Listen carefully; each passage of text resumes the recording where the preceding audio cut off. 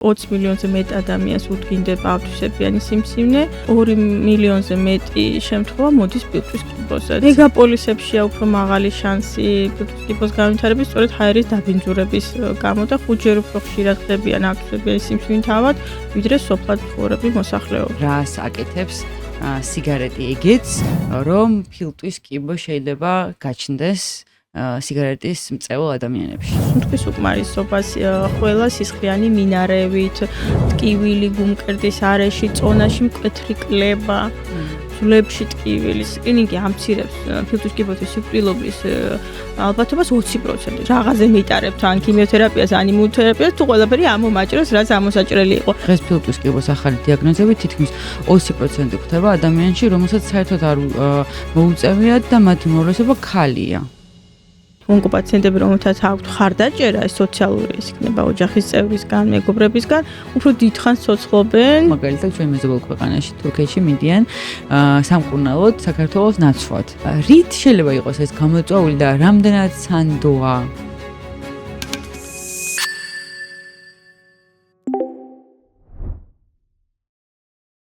გამარჯობა, ეს არის ცოდნისმოყვარე პოდკასტი. მოგესალმებით, რა თქმა უნდა, პოდკასტ არიადან, სადაც მიმდინარეობს ცოდნისმოყვარე პოდკასტების ჩაწერები, როგორც ყოველთვის. და დღესაც ვისაუბრებთ საკმაოდ მნიშვნელოვან თემაზე. ცოტა შეიძლება ისეთი არასასიამოვნო იყოს, მაგრამ მე დარწმუნებული ვარ, რომ ბოლოს გავალთ ძალიან პოზიტიურ დასკვნებზე და რა თემაზე ვსაუბრობთ. ჩვენ ვისაუბრებთ ფილტვის კიბოზე. სანამ სტუმარს გაგაცნობთ და პატარა შესავალს გავაკეთებ, გეტყვით, რომ მინდა რომ მადლიერება გამოვხატო უბრალოდ ჩემი წარმდგენის, ცოდნისმოყვარე პოდკასტის წარმდგენის 26 წლიანი გამოცდილების გერმანული ბანკის, პროგრესივ ბანკის მიმართ. რაც შეეხება თემას, ესე იგი, ჩემთვის აღმოჩენა იყო, რომ ფილტვის კიბოთ დაავადებული ადამიანების რიცხვი უტოლდება ისეთ ონკოლოგიურ დაავადებებს, როგორიც არის ძუძუს, პროსტატის ხვილნაწლავის და ყოველწლიურად მსოფლიოში 2 მილიონზე მეტი ადამიანი ავადდება ფილტვის კიბოთი. ეს რაღაც ცოტა საშიში შესავალით, მინდა რომ წარმოგიდგინოთ ჩემი სტუმარი არის ნინო ფიფია, კლინიკური ონკოლოგი, მედიცინის დოქტორი და კლინიკური ონკოლოგიის მიმართულებით ხელმძღვანელი ერთ-ერთ ჰოსპიტალში. გამარჯობა. მოგესალმებით. მადლობა. მოგესალმებით თქვენს მსმენელს და მაყურებელს. მადლობა მოწვევისთვის. მიხარია რომ ცოდნისმოყვარე პოდკასტში ვისაუბრებთ ესეთ მნიშვნელოვან თემაზე და მადლობა რომ გამონახეთ დრო და ხარ ჩვენთან ერთად. მოდი დავიწყოთ სულ ესე ვთქვათ თავდაპირველი კითხვით. რა არის ფილტვის კიბოს გამომწვევი მიზეზები? ალბათ პირველი ადამიანს აინტერესებს ეგ არის ხომ თემაზე როცა ვსაუბრობთ. სხვათა შორის მოსახლეობის უმეტესმა ნაწილმაც პრინციპში იცის, რომ ძირითადი გამომწვევი მიზეზი არის თამბაქოს მოხმარება. მაგრამ გარდა მაგისა, გავლენას ახდენს ჩვენი გარემოს დაბინძურება, ისეთი გაზი, როგორიც არის რადონი, ასბესტი, მძიმე მეტალებთან ვისაც უწევს მუშაობა, ეს ადამიანები უფრო მოწყვლადი არიან ამ დაავადების მიმართ. თქვენ ახსენეთ ასევე ინციდენტობა, ანუ გავრცელება ფილტვის კიბოსი, ზოგადად მსოფლიოში ყოველწლიურად 20 მილიონზე მეტ ადამიანს უდგინდება ავტვისებიანი სიმსივნე და 2 მილიონზე მეტი შემთხვევა მოდის ფილტვის კიბოზე და უტოლდება თავისი ინციდენტობით ძუძუს კიბოს, ან ძალიან გავრცელებული პათოლოგია. მამაკაცებში უფრო ხშირად გვხვდება, 7-10-ჯერ უფრო ხშირად, ვიდრე ქალბატონებში, თუმცა ეს სოციალურად მნიშვნელოვანი პათოლოგია, რომელსაც სჭირდება ჩვენი ყურადღება, მათ შორის ცნობადობის ამაღლების კუთხით, რომ პაციენტებმა დროზე მიმართონ ექიმს, დროზე გამოვარვლინოთ, რაც მოგცემს საშუალებას, რომ განკურნების შანსი ჰქონდეს პაციენტს ამ დიაგნოზით. კი ბატონო, თქვენ ახსენეთ 2 გაზი თუ 3 გაზი თუ არ ვსწრებით. რადონი არის აირი, რომელიც არის წყალში და ნიადაგში. ჩვენს საქართველოს ტერიტორიაზე ეს მუდმივად გავრცელებული არ არის, უფრო ამერიკაში. თუმცა თუ თქვენ იცით, რომ ეს გაზი შეიძლება იყოს თქვენს ნიადაგში ან წყალში, უფრო ყურადღებით უნდა ვიყოთ, აი სარდაფებში გროვდება ხოლმე ძირითადად და უნდა მოვერიდოთ, ასე ვთქვათ. და კიდევ მეგაპოლისებშია უფრო მაღალი შანსი ფილტვის კიბოს განვითარების, სწორედ ჰაერის დაბინძურების გამო და ხუთჯერ უფრო ხშირად ხდებიან ავტვისებიანი სიმსივნით ავად, ვიდრე სოფლად მცხოვრები მოსახლეობა. ჰაერის დაბინძურებას ხოლმე შორის ამ თემას რომ ვიკვლევდი ესე ვთქვათ რაღაცა ის რომ მოვიძიე ინფორმაცია იქ იყო რომ საკმაოდ იზრდება ისეთი ადამიანების დაავადება, რომლებიც საერთოდ არამწეველები არიან მოკლედ. ხო, რა თქმა უნდა, არამწეველებსაც აქვს შანსი ფილტვის კიბოს განვითარების, პასიური მწეველობა არის რისკი, ანუ ესა ვთქვათ, მეუღლე ეწევა და ის მუდმივად ამ გამონაბოლქვში, ასე ვთქვათ, მისი მეორე ნახევარი, მასაც ეზრდება ფილტვის კიბოს განვითარების რისკები. ასევე პროფესიული თავისებურებიდან გამომდინარე, აი მძღოლები, მხატვრები, რომელსაც ან გამონაბოლქვთან უწევთ მუდმივად ურთიერთობა, ან თქვათ საღებავებთან, რომელიც შეიძლება რაღაცა მძიმე მეტალებს შეიცავდეს და მუდმივად ამის ჩასუნთქვამ შეიძლება ზიანი მიაყენოს მის სასუნთქ სისტემას. აი ეს პულივიზატორს რო ეძახიან, მაგას შეიძლება კონდეს მძიმე მეტალები თუ ნებისმიერ საღებავ. მათ შორის მაგასაც, მაგრამ აქ არის მნიშვნელოვანი ალბათ შემადგენლობა, ხო, რომელსაც ახლა ეს ფირმების მიხედვით ვერ ჩავშლი და არც ვიქნები კომპეტენტური, მაგრამ ყოველ შემთხვევაში თუ ადამიანი თავის დაცვის მექანიზმებს გამოიყენებს, იქნება ეს ნიღაბი თუ რა, უფრო დაცული იქნება მისი მავნე ზემოქმედებისგან. ხო, ეს ჰაერის დაბინძურება სიგარეტი გასაგებია პრინციპში. 80%-ია მიზეზი ფილტვის კიბოს განვითარების სიგარეტი. რამე კორელაცია თუ არ ვიცი სწორი სიტყვა როგორ თქვა, არსებობს იმასთან დაკავშირებით, რას აკეთებს სიგარეტი ეგეც, რომ ფილტვის კიბო შეიძლება გაჩნდეს სიგარეტის მწეულ ადამიანებში. აი წვის პროდუქტები, როდესაც ჩვენ თამბაქოს მოუკიდებთ, ის წვის პროდუქტები, რომელიც წარმოიქმნება და მე ჩვენ ჩავისუნთქავთ, ის ახდენს, ასე ვთქვათ, კანცეროგენულ, ანუ გამშვებ ანთებით მექანიზმებს იწყებს ჩვენს ფილტვის ქსოვილში, რომელმაც შეიძლება წლების შემდეგ მიგვიყვანოს ავტვისებიან სიმსივნემდე. აქ ჩვენ ახლა ჯერ არ შევხვებივართ, მაგრამ პირველადი პრევენცია არსებობს და მეორადი პრევენცია, ხო? დაავადების განვითარების მეორადია, ეს არის სკრინინგი, ხო, ადრეული გამოვლენა. ადრეული გამოვლენის დაგეგმარებისას მნიშვნელოვანია ის რისკ პოპულაცია, რომელიც უფრო შეიძლება მოწყვლადი იყოს ამ დაავადების განვითარებისკენ და ერთ-ერთი არის ის ადამიანი, რომელიც ეწევა დღეში ერთ კოლოფზე მეც 10 წლის განმავლობაში და კიდევ მეტი. აი იმდენად მნიშვნელოვანი არის თამბაქოს ფაქტორი ამ დაავადების განვითარებაში. რასაკვირველია, სხვა პროცესებიც არის, იგივე ქრონიკული დაავადებები, როგორიცაა ფილტვის ქრონიკული ობსტრუქციული დაავადება, ამტოფები, რომელსაც გადატანილი აქვს ფილტვის ტუბერკულოზი და ასე შემდეგ.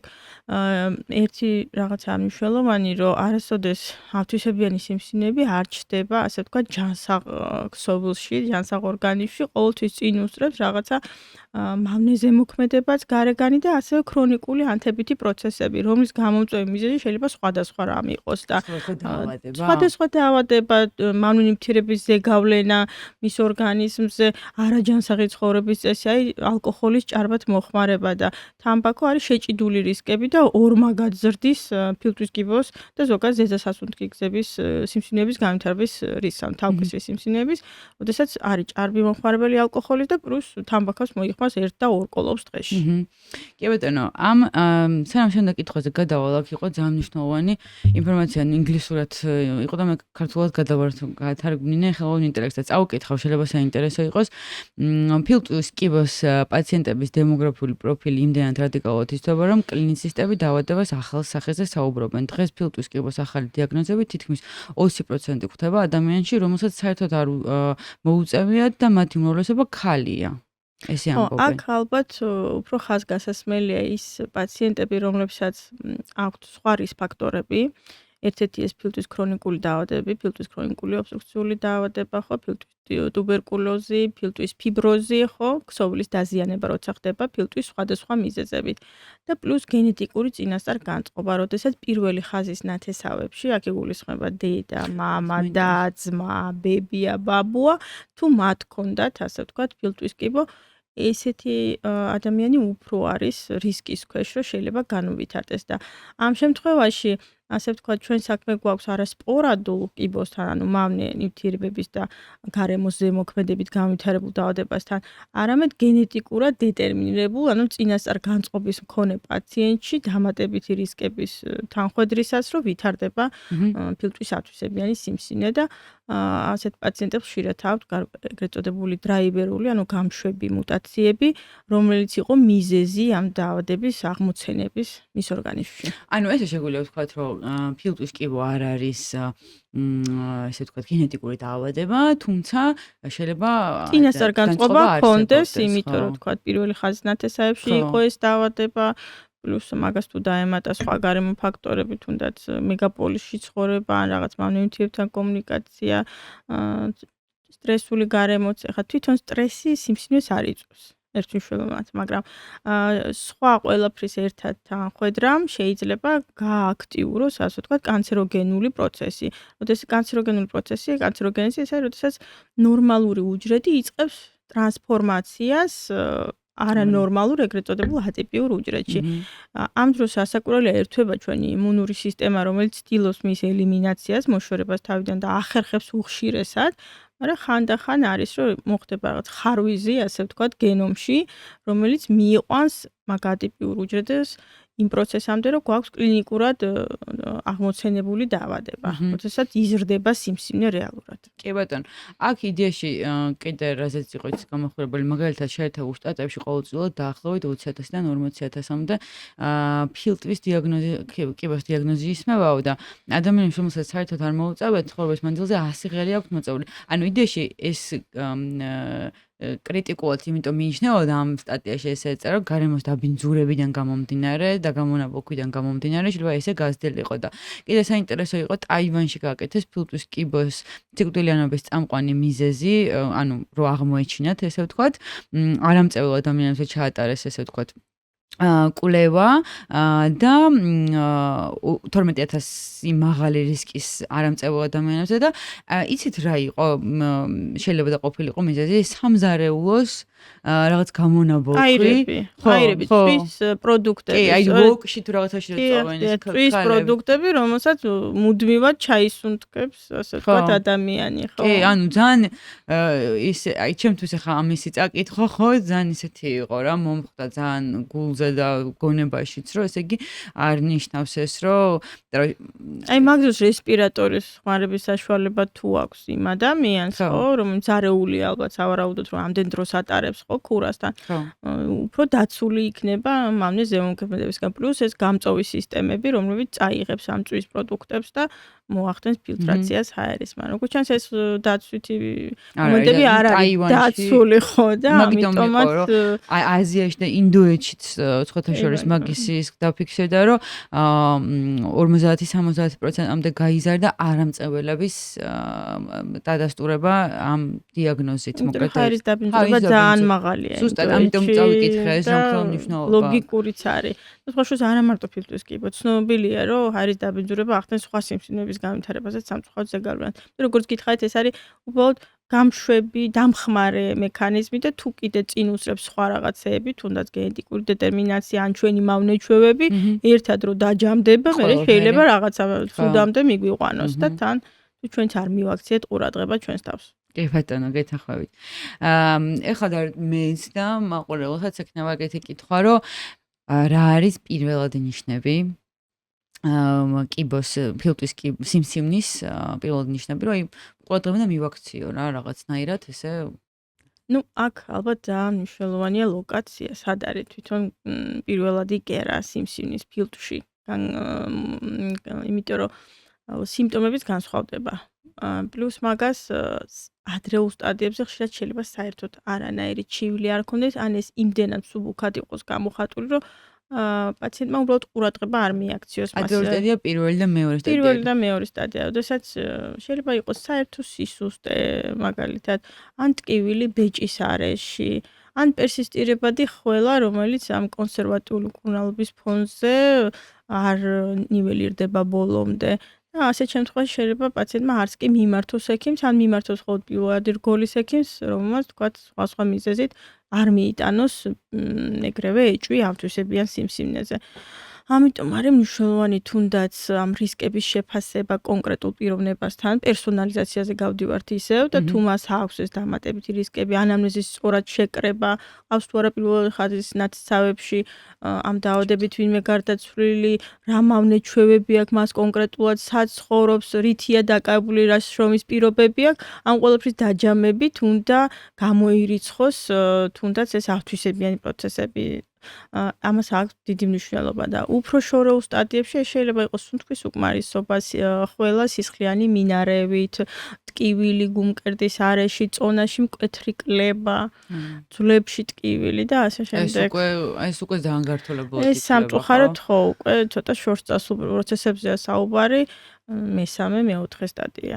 ხო, ანუ პირველად ნიშნავს ისიც, რატო მინდა ყურადღება გავამახვილოთ, აი მართლა არ ადამიანს არ გაიგე, იმიტომ რომ ხა ბეჭიში ტკივილი მეც მიგვიწვდი არა სიმართლე რა გითხრათ. ხო, მაგრამ პერსისტირება აქ არის ძალიან მნიშვნელოვანი, რომ ეს გახანგრძლივებულია ყველაფერი. აი გახანგრძლივება რა? ეს 3 კვირა და მეტი აქვს ყველა და ღებულობს მედიკამენტებს ექიმის დანიშნულებას, მაგრამ შვება არ აქვს. პირიქით. უფრო უმძაფრდება ეს ჩივილი. აი მაშინ უფრო არის განგაში ასატეხი. ხა არ მინდა მოსახლეობა დავაშინო, ყოველთვის პერსისტირებადი ყველა ფილტვის კიბოს არ ნიშნავს საბედნიეროდ.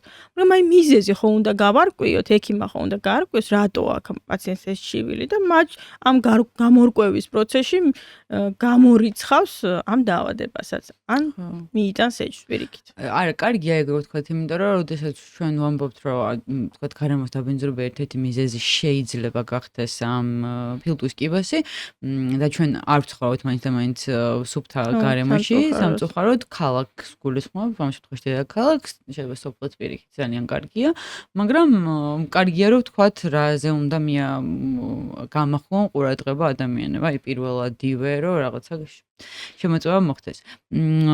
როგორ ხდება დიაგნოსტიკა? დიაგნოსტიკის მეთოდებს რაც შეეხება თუ ჩვენ ასე ვთქვათ რისკ ჯგუფზე ვსაუბრობთ და სკრინინგზე, ხო, ადრეულ გამოვლენაზე, მაშინ ექიმის მიერ შეიძლება დანიშნული იყოს დაბალდოზიანი კომპიუტერული ტომოგრაფია, რომელიც მოგცემს საშუალებას ძალიან პატარა უბანით, საეჭვო უბანით აღმოვაჩინოთ ძალიან ადრე.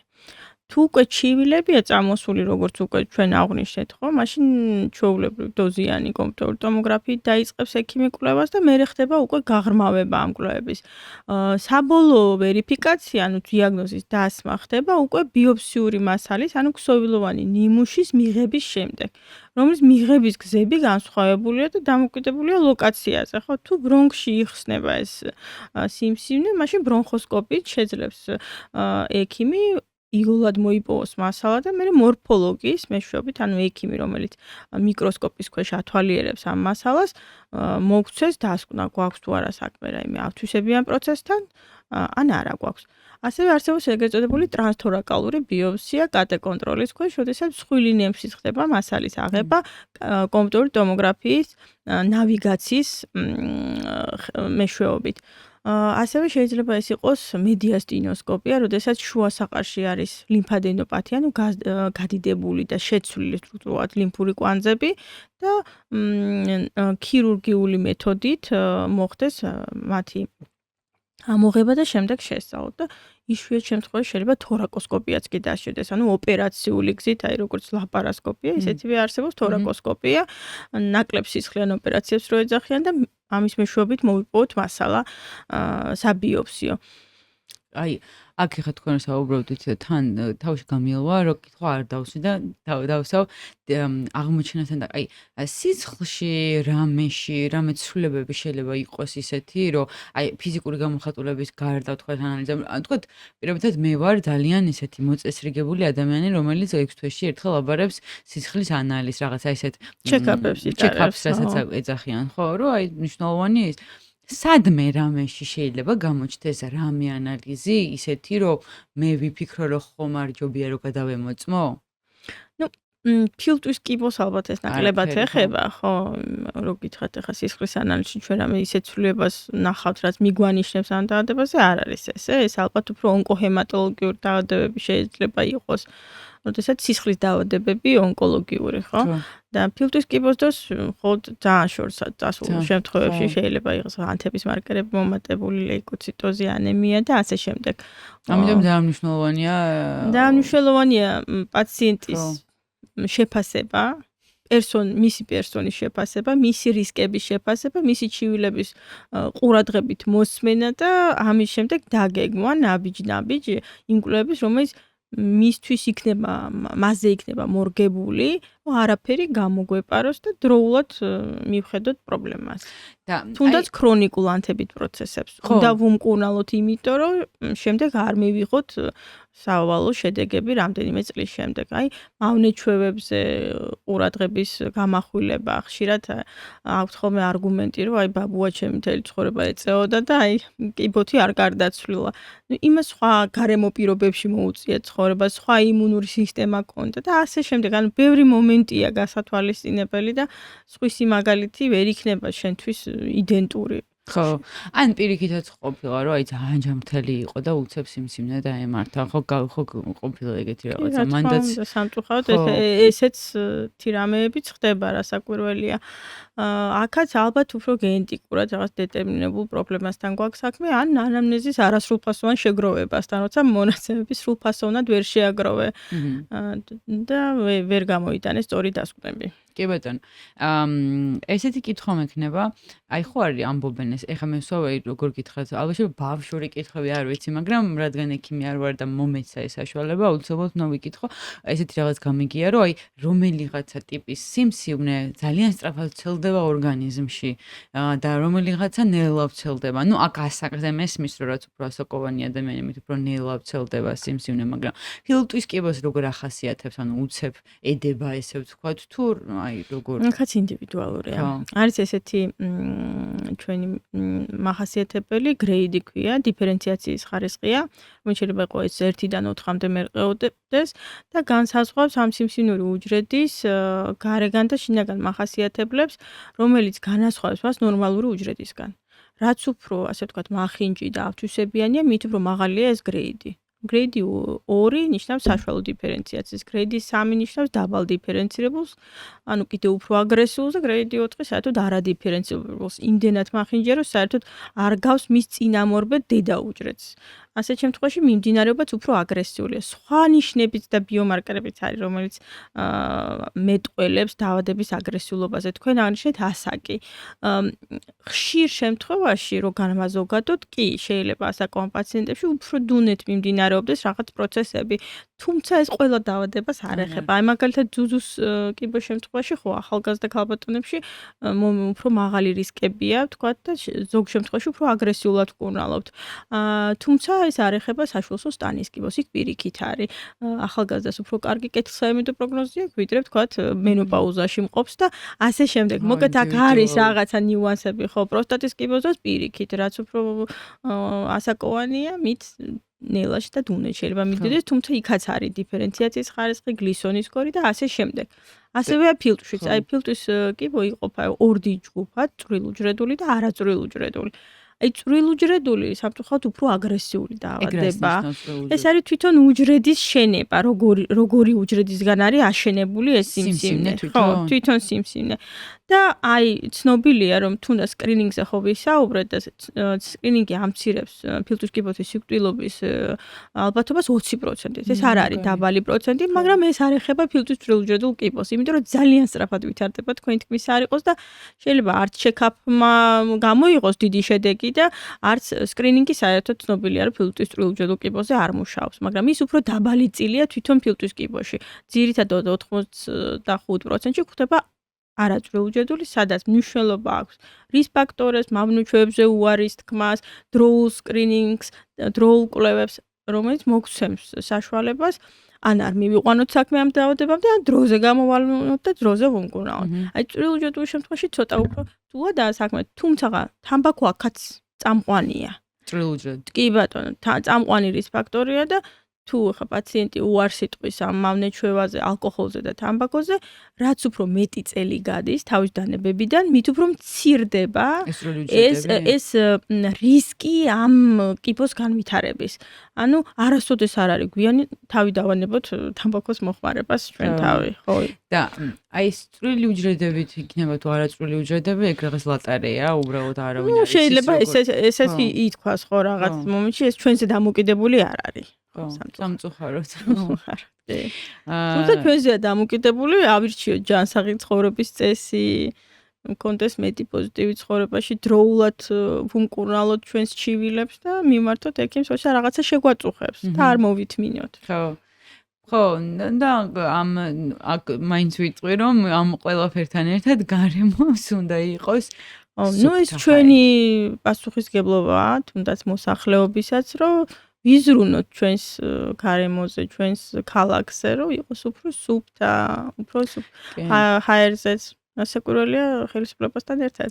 ხო, აქ რატო მომხმას იცით, თბილისში ძალიან ბევრი მშენებლობაა, ხო? აი აურაცხელი რაოდენობა მშენებლობები მეტის, რომელსაც თავისთავად აქ ხო ეს რაღაცა ხო, ცემენტის ის ქვას რო აპრიალებენ თუ რაღაცა ეს ბატონო ეს ყველაფერი ჰაერში ხო ტრიალებს. მავნე მინარევებია კი, რომელიც ახდენს დაბინძურებაზე ზეგავლენას. და აქაც არის რაღაც ბერკეტები, რითაც შეიძლება ეს შემცირდეს, ხო, ექსპოზიცია, მაგას აქვს მნიშვნელობა. შენებილმა უნდა გააკეთოს ალბათ, ხო? ალბათ, ხო, ხა ამ სიღრმეებში მე ვერ გამოყვებით, მაგრამ იქნება რაღაც. კი. ხო, გასაგები. კარგით, აი, ეხლა მე გავიკეთე სკრინინგი. მე არა, ნუ ვისაც ჭირდება 50 წელს გადაცილებულმა თამბაქოს აქტიურმა მომხმარებელმა 10 და 15 წლიანი სტაჟით მწვერვალობის. ხო, აი ეგ უნდა მეკითხა, ნახეთ, აქვს მნიშვნელობა. კი, აქვს მნიშვნელობა. რას გულისხმობ, იცით? აი 15 წლის ბავშვს შეიძლება აღმოაჩნდეს სიტყვას? კი, თითქმის კაზუისტიკა არა. ანუ უფრო ასაკოვან ადამიანებში ხდება, ხო? კი, ბატონო, ეს არ არის ახალგაზრდა დაავადება. თუმცა იშვიათად შეიძლება ახალგაზრდა პაციენტთანაც აღმოაჩინოთ, მაგრამ მაშინ არის სწორედაც რომ გენეტიკურად დეტერმინირებული და დრაივერული მუტაციების მქონე პაციენტი, რომელსაც განუვითარდა ფილტვის კვიბო. და არა იმიტომ რომ თქვათ ეწეოდა თამბაქოს და სვამდა ალკოჰოლს. კი ბატონო, აი 50 წლის ადამიანმა 60-65 ადამიანმა აღმოაჩინა, მოკლედ ორი შემთხვევა განვიხილოთ. ერთი როდესაც აღმოაჩინეთ ადრეულ სტადიაზე, აი ესე უბრალოდ რაღაცა ჩეკი გაიკეთა, ჩათვალო რომ საჭირო იყო და აღმოაჩინა ადრეულ სტადიაზე და მეორე განვიხილოთ, როდესაც უკვე ზედა სტადიებზე აღმოაჩინა. დავიწყოთ ახალ დაბალ სტადიებზე თუ როგორც არის პირველ მეორე სტადიაზე აღმოჩენილი სიმსივნის შემთხვევაში როგორი მკურნალობა მიდის და რა ხდება? ნუ წამყვანია ქირურგია. ასეთ შემთხვევაში ქირურგიული მკურნალობა ახდენს დიდ ზეგავლენას ასეთ პაციენტს და თუ რაიმე სხვა სერიოზული პრობლემები არ აქვს, აქ ფილტვის საისოსყო მოცულობაზეა საუბარი, ის არ არის შემცირებული, თქვათ, ფილტვის ფიბროზის გამო, ფილტვის ქრონიკული ობსტრუქციული დაავადების გამო და მისი ხანძრული მწვერვალობის გამო და აქვს იმისი რესურსი, რომ ფილტვის რეზექციის შემდეგ ისე ნორმალური სიცოცხლის ხარისხით გააგრძელოს ცხოვრება და ყოფნიდეს, ასე ვთქვათ, ფილტვის საისოცხლო ტევადობა, მაშინ ქირურგია არის წამყვანი. ქირურგიული მკურნალობის შემდეგ ქირურგიული მკურნალობა ამოკვეთის რეზექცია, ხო, შეიძლება იყოს ლობექტომია, შეიძლება ატიპიური რეზექცია, შეიძლება ანატომიური რეზექცია, შეიძლება 2 წილის ამოღება დასჭირდეს. ნუ აქ მნიშვნელოვანია ლოკალიზაცია ზომას და წყვეტს როგორც წესი თორაკალური ქირურგი. და შემდეგ უკვე როდესაც მოდის პასუხი, საბოლოო პასუხი, ხო, რომელ სიმსივნესთან მქონდა საქმე, რომელ სტადიაზე, მე უკვე ვიწყებთ ბიომარკერების შესწავლას, რომ პერსონალურად შევთავაზოთ პაციენტს, მოხდეს მეტი პერსონალიზაცია, მისი პოსტოპერაციული მკურნალობის. ადჯუვანტურს ვეძახით ჩვენ, ეს არის პროფილაქტიკური მკურნალობა, რომელიც შეიძლება მოიცავდეს ან არა ქიმიოთერაპიას, შეიძლება პაციენტს დასჭირდეს ეგრეთ წოდებული თარგეტული, ანუ სამიზნე თერაპია, რომელიც მორგებულია მის გენომს, ამ სიმსივნის გენომს. რას ნიშნავს ეგ? აი თქვათ თუ ქიმი არ არის ეს ქიმიოთერაპია, ეს არის ეგრეთ წოდებული ჭკვიანი წამლები, ესეა მოსახლეობაში ცნობილი, რომელიც მიმართულია ამ კონკრეტულ ცილაზე ან სასიგნალო გზაზე, რომელიც გახდა მიზეზი ამ ფილტვის კიბოს აღმოცენების. და როცა ჩვენ ბლოკავთ ამ ცილას ჭკვიანი წამლებით, ტარგეტული თერაპიით, ვიღებთ იმ შედეგს, რომ პაციენტი საბოლოოდ გამოჯამრთელდება ამ დაავადებისგან. ან თქვათ, თუ ეს დრაივერული მუტაციები არ აქვს, მაგრამ არის მაღალი იმუნოგენურობა, ან უმგრძნობელობა იმუნოთერაპიის მიმართ, აქაც უნდა შევისწავლოთ გარკვეული ცილები სიმსივნურ ზედაპირზე, მაშინ ნიშნავთ იმუნოთერაპიას 1 წლის მანძილზე პოსტოპერაციულ პერიოდში ასეთ პაციენტებთან და ეს ზრდის 3-ჯერ და მეტჯერ შანსს, რომ პაციენტი გამოჯამრთელდეს საბოლოოდ და აღარ დაბრუნდეს ეს დაავადება მის ცხოვრებაში. ეს ჩვენ ვლაპარაკობთ რომ საწყის სტადიებზე ხო ამ წუთას საუბრობთ ფაქტობრივად სრულიად განკურნება და გამოჯამრთელება შესაძლებელია, დიახ. მე უკან დაბრუნებაც არ არსებობს ამ დაავადების. უკან დაბრუნება არსებობს და სწორედაც ამ რისკების შესამცირებლად არის, რომ პერსონალიზაციაზე გავდივართ და ვცდილობთ მაქსიმალურად შევამციროთ ეს რისკები. იქიდან გამომდინარე თუ რა ტიპის სიმსივნესთან, რა მოლეკულური პროფილის მქონე სიმსივნესთან გვაქვს საქმე, იმის მიხედვით შევურჩიოთ მე პოსტოპერაციულ ან ოპერაციის შემდგომ პერიოდში მკურნალობა. შეიძლება ქიმიოთერაპიაც დასჭირდეს, თუმცა სულ 3-4 ციკლი ტარდება მაქსიმუმ ასეთ პაციენტებში, დამოკიდებულია სიმსივნის ზომაზე, ლიმფური კვანძების მეტასტაზურ მეორად დაზიანებაზე აქვს თუ არ აქვს და სხვა დამატებით რისკ ფაქტორებზე. ხო, თუ ზოგადად ჯანმრთელობაზე. დიახ, ამ სიტუაციაზე, რომელიც ამ კონკრეტულ პაციენტს აქვს. და დაბრუნებას რაც შეეხება, რაც თქვენ მკითხეთ, არსებობს კი ამის რისკები, სამწუხაროდ სადღაც 30%-ში შესაძლებელია, რომ სიმსივნე მიუხედავად ადრეულ სტადიაზე აღმოჩენისა, მისი დროული მკურნალობისა, რამდენიმე წლის შემდეგ, ვთქვათ, დაბრუნდეს მეტასტაზური ფორმით. თუმცა თუ ის რა ზემოთ აღნიშნე ყველაფერი ჩატარებულია, მინიმიზაცია ხდება ამ რისკების. აქ ჩავეკითხებით. ძალიან მაინტერესებს თუ ამოვიღეთ ყველაფერი. ეხლა ვიცი რომ ძალიან დეტალში ჩავიდე, რომ მართლა ძალიან მაინტერესებს თუ ამოვიღეთ სიმსივნური ეს წარმონაქმნი. საიდანღა ჩდება? ანუ ისევ რაღაც გარემო ფაქტორები, რაღაცები თუ ორგანიზმში არსებობს და აი როგორ? აქ ბევრი მომენტია გასათვალისწინებელი. თუ გავიდა 5 წელი და მეტი, შესაძლებელია ახალი სიმსივნე განვითარდეს პაციენტს. იმიტომ ჩვენ რო ხშირად ვიყენებთ 5 წლიან გადარჩენადობას, 10 წლიან გადარჩენადობას და ასე შემდეგ. იმიტომ რომ ამით ხაზს უსვამთ პაციენტის გამოჯამრთელებას ამ დაავადებისგან. ერთ-ერთი ვარიანტია სწორედ თავიდან აღმოცენება, ხო? იგივე დაავადების ან სხვა დაავადების. ხო. სხვა ონკოდაავადებას გულისხმობ და რაც შეეხება მეტასტაზური ფორმის განვითარებას, თქვათ 1 წელში, 2 წელში ან 5 წელში, აქ ალბათ მნიშვნელობა აქვს მოცირკულირე სიმსივნურ უჯრედებს, ის უჯრედები, რომლებიც მოწყდნენ ბუდეს, ასე ვთქვათ. და გაიფანტნენ. ხო, გაიფანტნენ, წავიდნენ სისხლის მიმოქცევაში, ცირკულაციაში და არ დაიდეს ან დაიდეს ბინა სადღაც.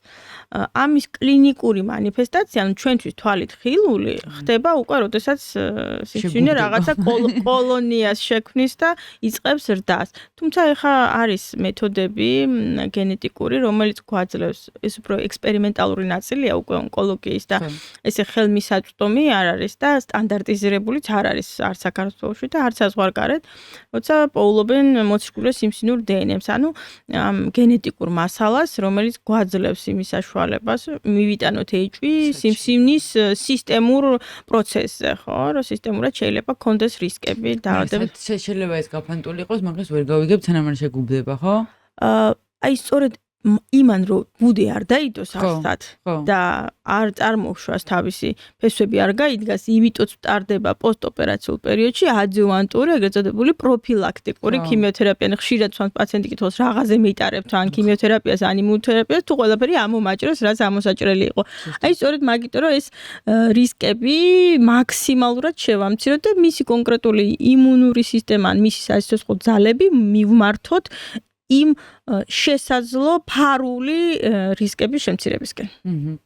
მადლობა, მომწურავი ვერსახის გავიგე. გავიგე გამბავე. ეხ გადავიდეთ, როდესაც უკვე სამწუხაროდ დგება მომენტი, როდესაც უკვე არის მესამე და მეოთხე სტადია. ხო, ну აქ კლინიკა არის ხოლმე, ანუ ჩივილები აქვს პაციენტითაც მიმართავს ექიმს, მე ხდება დიაგნოსტიკური კვლევების ჩატარება, სწორი სტადირებისთვის ჩვენ გვჭირდება ხოლმე არა მარტო კომპიუტერული ტომოგრაფიის, არამედ თქვათ მაგნიტორეზონანსული ტომოგრაფიის გამოყენება და პოზიტრონ-ემისიური კომპიუტერული ტომოგრაფიის ეგრეთ წოდებული PET-CT-ი. MRT გვაძლევს საშუალებას გამოვრიცხოთ, თქვათ, თავის ტვინში მეორადი დაზიანების პროცესები და PET-CT ასევე სტადირების საშუალებას არის თუ არა დაზიანება შუა საყარში, ხშირად ფილტვის კიბო მეტასტაზირებს ხოლმე თირკმელზე და ჯირკვალს. შუა საყარი ეს არის სივრცე ფილტვებს შორის, სადაც ჩვენი გულია მოთავსებული, მაგისტრალური სიზარღვები და ლიმფური კოლექტორები და ლიმფური უჯრედები, ხო, ლიმფური კვანძები. იქაც ეს არის რეგიონი, ასე ვთქვათ, მისი სამეზობლო, სადაც შესაძლებელია დაავადება გავრცელდეს პირველ რიგში. პირველ რიგში არის ლიმფოგენური მეტასტაზირება, ასე ვთქვათ, ახასიათებს ეპითელურ სიმსივნეებს, ეგრეთ წოდებულ კიბოს.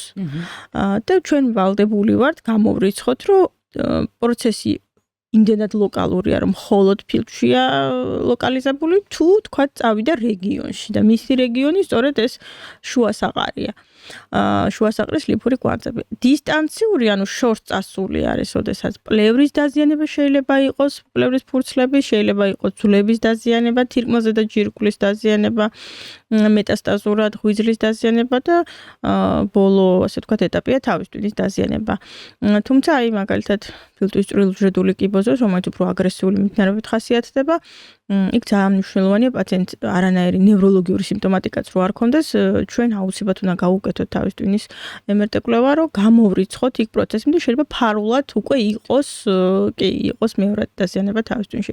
და ფილტვის არაჭრილუჯრედული კიბოს დროსაც სტადიაზეა დამოკიდებული, მეორე სტადიიდან, ასე ვთქვათ, უკვე ვალდებულები ვართ გამოვიკვლიოთ ხო თავის ტვინი, რომ იქაც არ იყოს რაიმე პროცესი. ეს შანსები მაქსიმალურად დაბალია, როცა ადრეული სტადია, მაგრამ რაც უფრო სტადია იზრდება, მით უფრო იზრდება შანსები მეორადი დაზიანების არსებობის და ამიტომაც არის კომპლექსური მიდგომა საჭირო. კიდევ ერთ მომენტს გავუსვამდი ხაზს, რომ ფილტვის კიბო არის ის დაავადება, რომელიც საჭიროებს მულტიდისციპლინარულ მიდგომას. ეს ნიშნავს, რომ ამ პაციენტების მართვაში და მკურნალობაში არ უნდა იყოს ჩართული მხოლოდ ერთი ექიმი. აქ შეიძლება იყოს როგორც კლინიკური ონკოლოგი, თორაკალური ქირურგი, შეიძლება სამეცნიერო გენეტიკოსის კონსულტაცია დაგვჭირდეს, ხო? ნუ მორფოლოგი თავისთავად ვერიფიკაციისას, ანუ დიაგნოზის დასმისას, პულმონოლოგი, კარდიოლოგი და ასე შემდეგ. ანუ სხვადასხვა პროფილის ექიმების ჩართულობაა საჭირო, რადგან საკმაოდ რთული დაავადება, განსაკუთრებით შორწასულ ფორმებში და პაციენტს სჭირდება მრავალმხრივი მართვა, რომ შეძლოთ არა მარტო დაავადების გაკონტროლება და მისი სიმპტომების შემცირება, მკურნალობის ჩატარების შესაძლებლობის ორგანიზება, ასე ვთქვათ და ასე შემდეგ, რისკების გათვალისწინება, გართულებების კი ბატონო, აი ჩვენ გავჩერდით მე მგონი იქ, რომ აი თქვათ შეამოწმა ექიმმა ეს რაღაცა ფილტვების შუა ადგილი, სახელი ვერ დამახსოვრე, თავი და ის სხვა ორგანოები, შინაგანი ორგანოები და დაესვა დიაგნოზი, რომ აქვს თქვათ მესამე სტადია. ნუ იქაც არის A, B, C სტადიები. მესამე A, მესამე B ქვეტიპი, მესამე C, ხო? უბრალოდ სიმძიმიდან გამომდინარე, კი ბატონო. მესამე A სტადიის დროს ზოგჯერ შეიძლება პაციენტი იყოს ოპერაბელური, ანუ ოპერაციით შესაძლებელია ზოგჯერ დაწყება.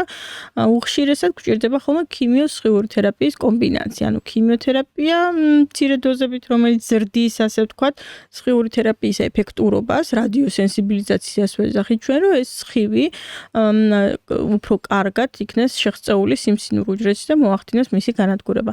ქიმიოსხიური თერაპიის შემდგომ, უკვე დასრულების შემდეგ, როდესაც ასე ვთქვათ, მივიღებთ კონტროლს, ადგილობრივ კონტროლს, ფილტვშიც და თქვათ შუა საყარშიც თუ ეს საჭიროა, შემდეგ უკვე შესაძლოა დაიგეგმოს შემანარჩუნებელი თერაპია.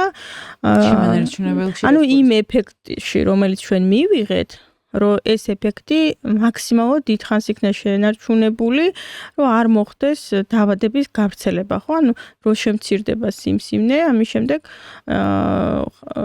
ხშირად ვუწევთ რეკომენდაციას იმუნოთერაპიით გაგრძელებაზე, რომელიც ამცირებს ამ შორეული მეტასტაზირების რისკებს, აძლიერებს პაციენტის იმუნურ სისტემას თავისი სიმსივნური დაავადების მიმართ და კონტროლი დაავადებაზე ხდება არა ერთთვიანი და ორთვიანი, შეიძლება მრავალწლიანი იყოს, როგორც ქრონიკულ დაავადებას ისე უნდა უყუროს მე ასე ვთქვათ ექიმაც და პაციენტმაც. ამ შემთხვევაში ჩვენ ლაპარაკობთ უბრალოდ დაავადების მართვაზე, ხო სწორია? მესამე შემთხვევაში ზოგჯერ განკურნებაც შესაძლებელია, თუმცა უფრო ბევრად რთულია, ვიდრე ვთქვათ პირველ და მეორე სტადიაზე. და აი რამე მეტი კეთდება, როდესაც განკურნება შეიძლება და იგივე და უბრალოდ ორგანიზმი ემორჩილდება და განკურნებაში მიდის თუ აქ მნიშვნელოვანია თვითონ ხო რა თქმა უნდა თვითონ სიმსივნის აგრესიულობაც მისი გენეტიკური პროფილის, მოლეკულური გენეტიკური პროფილის არსებობაც მნიშვნელოვანია, შევძლებთ თუ არა ჩვენ შევთავაზოთ მას კიდევ პერსონალურად ისეთი წამლები, რომლებიც შეძლებენ ეს დაავადება ან განკურნონ, ან ხანგრძლივად გააკონტროლონ, ხო? ეს იქნება სამიზნე თერაპია, ეგრეთ წოდებული ტარგეტული, ეს იქნება იმუნოთერაპია. და შესაძლოა ამან მიგვიყვანოს გამოჯამთელებამდეც კი. თქვათ, ან თუ ქიმიოსხეულის შემდეგ მოგცვა საშუალება სიმსივნემ პაციენტის სასიცოცხლო ძალებმა, მისმა პირადმა მახასიათებლებმა, ხო? რომ ოპერაციული მკურნალობაც ჩაუტაროთ მოგვიანებით ფაზაში. რატომ შეიძლება ეგრევე ოპერაციის გაკეთება? ჩვენ ხო ვაყენებთ ზიანსაც პაციენტს, ოდესაც ხდება რეზექცია ფილტვის, ხო? ზოგჯერ არის რომ შეუძლებელია იმ მთელი მასის მოცილება, რომელიც აქვს პაციენტს, ისე რომ შეუნარჩუნოს სიცოცხლის ხარისხი, ის იყოს სოციალურად აქტიური და სიცოცხლის უნარიანი, ხო?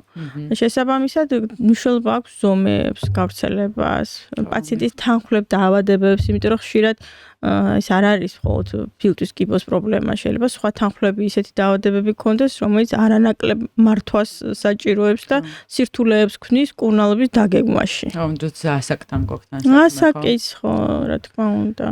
ხო, სამწუხაროა ეხა ეს რომ თქვათ რაღაცა სრული გამოჯამრთელება მიხარია რომ არსებობს საერთოდ მაგისი ფაქტი რომ მეოთხე სტადიაზე არსებობს. მეოთხე სტადიაზე გამოჯამრთელება ეს უკვე ძალიან რთულია, კი ალბათ როგორც იტყვიან რაღაც მომენტში უნდა გაგიმართოს კიდევაც რომ კონდეს საშუალება ხანგრძლივად იმკურნალო და რაღაც მომენტში მიხვიდე განკურნებამდე. Plus დავამატებდი იმასაც, რომ პაციენტი რამდენად მოყვება, მაგასაც აქვს მნიშვნელობა, რამდენად არის მისი ორგანიზმი მზად, რომ საბოლოოდ დაამარცხოს ეს ონკოპროცესი. თუმცა დღეს სწორედაც ამ პერსონალიზირებული მედიცინის წყალობით ხდება შესაძლებლობა, რომ ამ პაციენტებმაც წლები იცოცხლონ ნორმალური სიცოცხლის ხარისხით და იყვნენ აქტიურები, გააგრძელონ მუშაობა და ასე შემდეგ. სწორედ ტარგეტული თერაპია გვაძლევს ამის საშუალებას, სამიზნე თერაპია. ნაკლები გვერდითი მოვლენებით ვუმკურნალოთ და გავაქრონიკულოთ, ასე ვთქვათ, ეს პრობლემა. ბავშვობიდან ხო არის, რომ ეს ჯერ სიმსივნე ხო რაღაცნაირი სტიგმა არის თითქოს რა, რომ აი всё დამთავრებულია, გაიგე ეს დიაგნოზი და ჩამოწერილი ხარ თითქოს რა და აღარც სოციალურად აქტიური ხარ, რაღაცა თქვენ თუ ქონიათ ხა ესეთ ცოტა სხვა კუთხიდან მაინტერესებს კიდე რომ თქვენ თუ ქონიათ რომ გითქვამთ ადამიანისთვის რომ ეს სიმსივნე აქვს. ეს ჩვენ გვიწევს თითქოს ყოველ დღე. მაინტერესებს აი რა არის ხომ ამ ადამიანების პირველი რეაქცია როდესაც ამას იგებენ?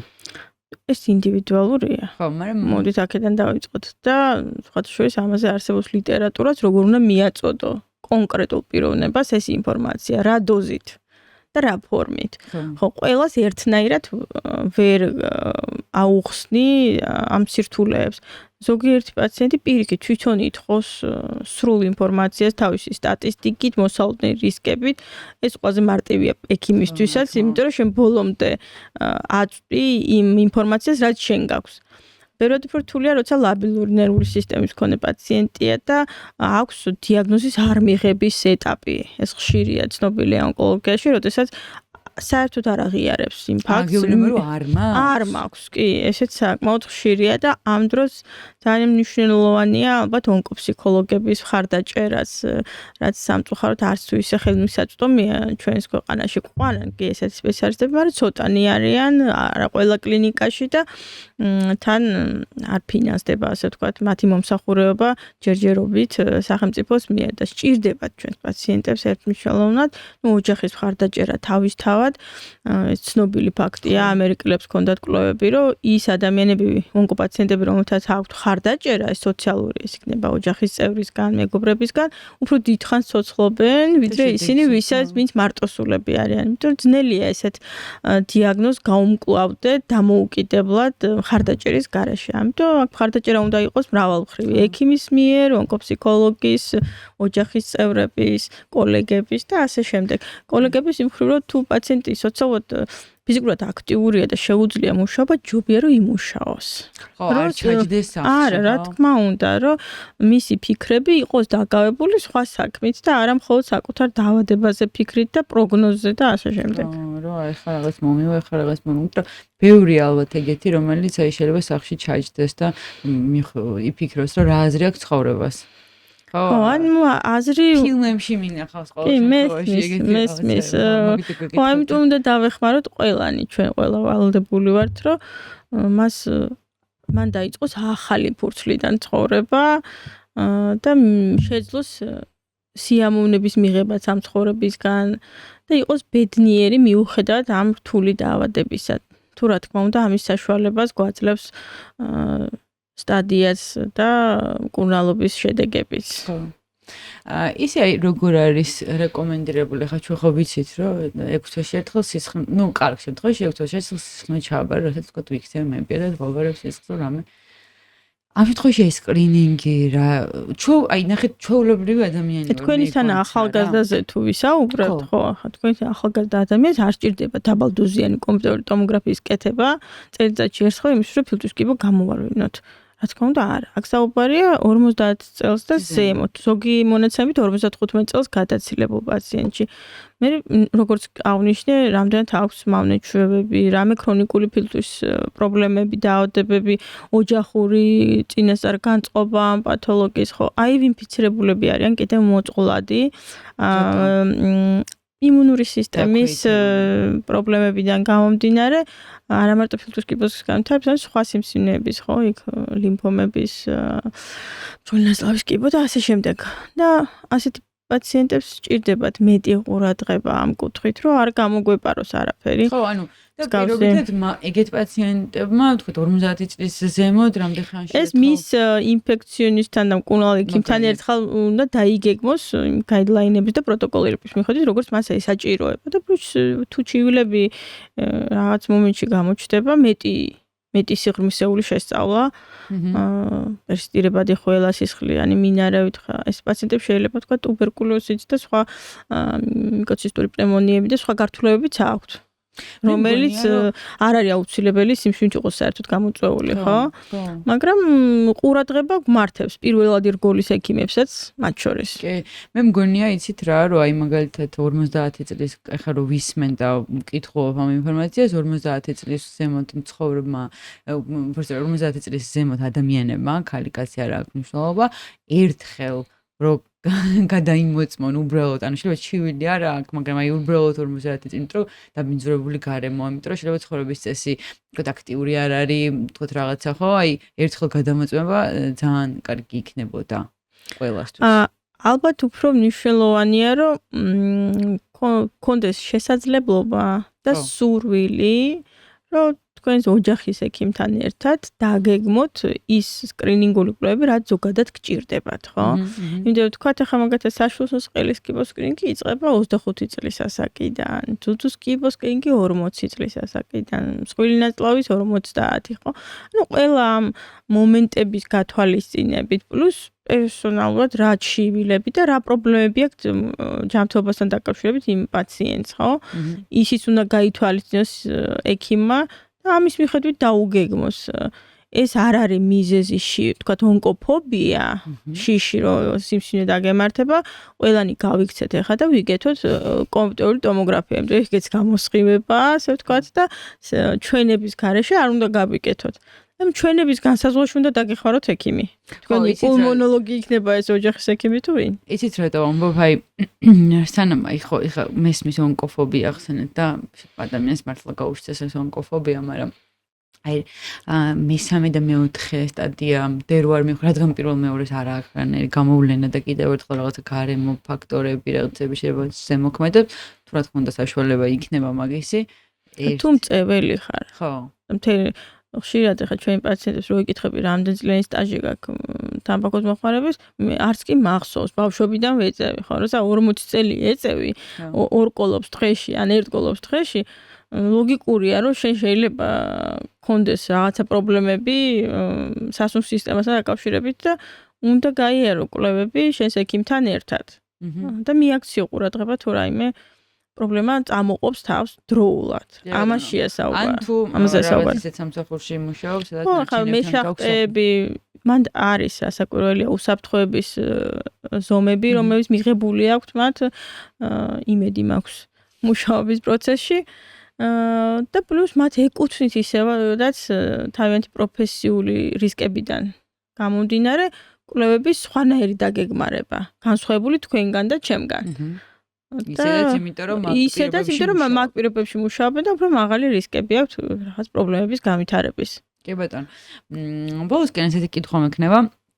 შეგვიძლია რამე გავაკეთოთ იმისთვის, აი მაგალითად არ ვიცი, თუ არსებობს რამე ვარჯიში, ფილტვების გასაძლიერება, ხო? ანუ გასაგებია რომ სიგარეტი არ მოვწიოთ, თქვათ, ვივარჯიშოთ, ცხოვრების ჯანსაღი წესი, კვება, ეს ხო რაღაც ძიმე ალკოჰოლური სასმელებით ძალიან ცუდზე გავლენას ახდენს. ძიმეში გულისხმობთ რას? სპირტს მაგალითად? ვისკი, კონიაკი, ოღონდ აქ სისტემატურ ხასიათზეა საუბარი, ხა თქვენ თვეში ერთხელ თუ რაღაცა ერთი ჭიქა ვისკი დალიეთ, მაგაზე არ მაქვს ლაპარაკი. როცა ეს ხდება კვირაში 2-ჯერ, 3-ჯერ, ასე შემდეგ. კი ბატონო და ეს რაღაც არის ხოლმე ოქროს წესი, ოქროს სტანდარტი, რომ ადამიანმა თუ იცხოვროს ასე ჯანსაღი ცხოვრების წესი და ბევრ რაღაცა შეიძლება აიცლებს თავიდან ან რაღაცა კარგად იქნება მოკლედ, მაგრამ აი რაღაცა არ ვიცი, რამე ფილტვების გასაძლიერებელი რამე არსებობს, ესეთი ვარჯიში ან სუნთქვის რაღაცა. სუნთქვითი ვარჯიშები ალბათ უფრო ჭირდებათ იმ ადამიანებს, ვისაც აქვთ პრობლემები უკვე ფილტვებზე, ვთქვათ, გადატანილი ინფექციური დაავადებებიდან, იგივე ტუბერკულოზიდან გამომდინარე ან ფილტვის ქრონიკული ობსტრუქციული დაავადებიდან, ასთმა და ასე შემდეგ. მათ წესით ისედაც იციან ამის შესახებ და გარემოს შეცვლა, ასე ვთქვათ, დასვენება ჭირდება ყველას ადამიანებს და თუ ეს იქნება დაგეგმილი ეკოლოგიურად სუფთა გარემოში, იქნება როგორც პოზიტიური ემოციები, ისე ძალიან სასარგებლო ჩვენი ფილტვებისთვის. ხო, მე მახსოვს პატარები რომ ვიყავით ბაკუნიანში დავდიოდი ხოლმე. იმიტომ რომ იქ ეს ნაძვნარის და რაღაცა ჰაერის გამო ფილტვებისთვის კარი, ეს მახსოვს რომ ამბობდნენ ფილტვებისთვის კაია, მე მიხარ რომ რა თქმა უნდა სასრელად დავდიოდი რეალურად ჩემთვის, მაგრამ ეს ჰაერის გამოცვლა იყო, მაგრამ სამწუხაროდ ბაკურიანში ციხრინთენი მშენებლობა იქ რაც გამოსწული აღარ ვიცი უკვე. მაგის მნიშვნელოვანია მაგის მოწესრიგება. ჩვენს ეკოგარემოს უნდა ვიზრუნოთ ყველა ჩვენთაგანმა. ტურიზმიც უნდა განმავითაროთ, რა თქმა უნდა. იმიტომ რომ ამას მოაქვს როგორც ფინანსური დოვლათი, ისევე დადებითი ემოციები თითოეულ ჩვენთაგანისთვის, მაგრამ თან უნდა ვიზრუნოთ ჩვენს ბუნებაზეც, ჩვენს დედამიწაზე. აუცილებლად.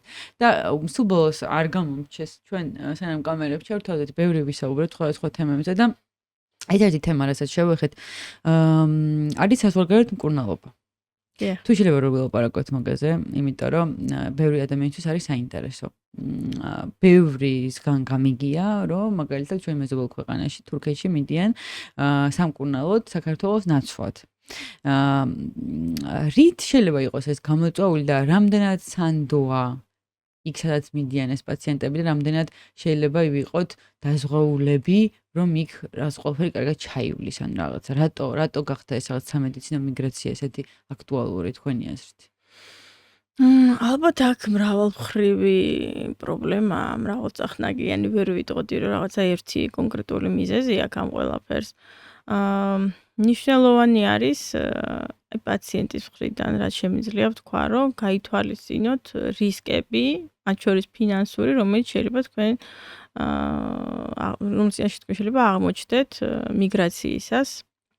იმიტომ რომ მათ აქვს სამეცნიერო ტურიზმი, რომელიც მიმართულია ფინანსური დოვლათის მიღებისკენ, ხო?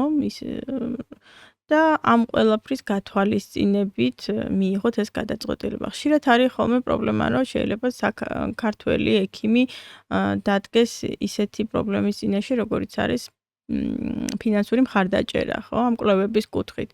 და სრულ მასშტაბზე ან შეიკავოს თავი, ან გასცეს რეკომენდაცია და პაციენტის მიერ არ იქნას შესმენილი ბოლომდე, იმიტომ რომ მას ვერ შეძლოს უბრალოდ ამისი გაკეთება, თუმცა მერე თავის ახლობლებს გაესაუბრებიან და აი მე თურქეთში ვიყავი, ესე პეტკატე გავიკეთე. საქართველოშიც არის ხელმისაწვდომი პეტკატე. და არაერთ ცენტრში კეთდება და დაგროვდა უკვე ინფორმაციაც, პროფესიონალიზმიც ძალიან გაზრდილია და ვერ ვიტყოდი, რომ ჩამოუვარდებიან ჩვენს მეზობლებს ამ კუთხით. უბრალოდ ალბათ ნდობის პრობლემა წარმოიშვა, ეს არ არის დღევანდელი, დღეს მომხდარი